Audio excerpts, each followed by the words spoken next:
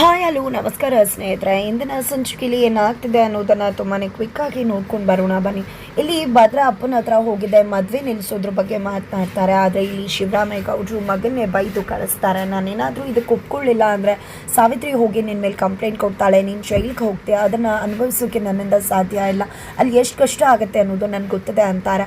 ಎತ್ತ ಕಡೆ ವಿದ್ಯಾಗೆ ಅಪ್ಪ ಕಾಲ್ ಮಾಡಿದೆ, ಯಾವುದೇ ಕಾರಣಕ್ಕೂ ನಿನ್ನ ಬದುಕು ಹಾಳು ಮಾಡೋದಕ್ಕೆ ನಾನು ಬಿಡುವುದಿಲ್ಲ ಅಂತಾರೆ.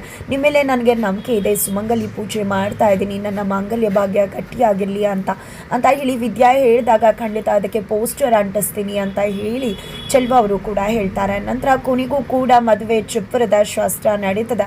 ಇಲ್ಲಿ ಶಿವರಾಮೇಗೌಡರು ಬಂದು ಪೂಜೆ ಮಾಡೋದ್ರ ಮುಖಾಂತರ ಮದುವೆಗೆ ಚಾಲನೆ ಸಿಗತ್ತೆ. ಈ ಕಡೆ ಈಶ್ವರಿ ಮತ್ತು ಸಾವಿತ್ರಿ ನಡುವೆ ಒಂದು ದೊಡ್ಡ ಕಂದಕಾನೆ ಸೃಷ್ಟಿ ಆಗ್ತದೆ. ಸಾವಿತ್ರಿ ಬದಲಾವಣೆಗೆ ಈಶ್ವರಿಗೆ ಸಹಿಸ್ಕೊಳ್ಳೋಕ್ಕಾಗ್ತಿಲ್ಲ. ಆಲ್ರೆಡಿ ಸಾವಿತ್ರಿ ನಾನು ಶಿವರಾಮೇಗೌಡರ ಭೀತಿ ಆಗ್ತಿದ್ದೀನಿ ಅಂತ ಹೇಳಿ ತನ್ನ ದರ್ಬಾರನ್ನು ಶುರು ಮಾಡಿಕೊಂಡಿದ್ದಾರೆ. ಆದರೆ ಈಶ್ವರಿ ಇದೆಲ್ಲವನ್ನ ಕೂಡ ಸಹಿಸ್ಕೋತಿದ್ದಾರೆ. ಬಿಕಾಸ್ ಇಲ್ಲಿ 3 ಅಡಿಗಿಂತ ಇವಳೇ ವಾಸಿ, ಇವಳಿಗೆ ಲಗಾಮಾದರೂ ಹಾಕ್ಬೋದು, ಆ 3 ಅಡಿಯನ್ನು ಕಂಟ್ರೋಲಿಗೆ ತಗೊಳ್ಳೋದೇ ಕಷ್ಟ ಅಂತ ಹೇಳಿ.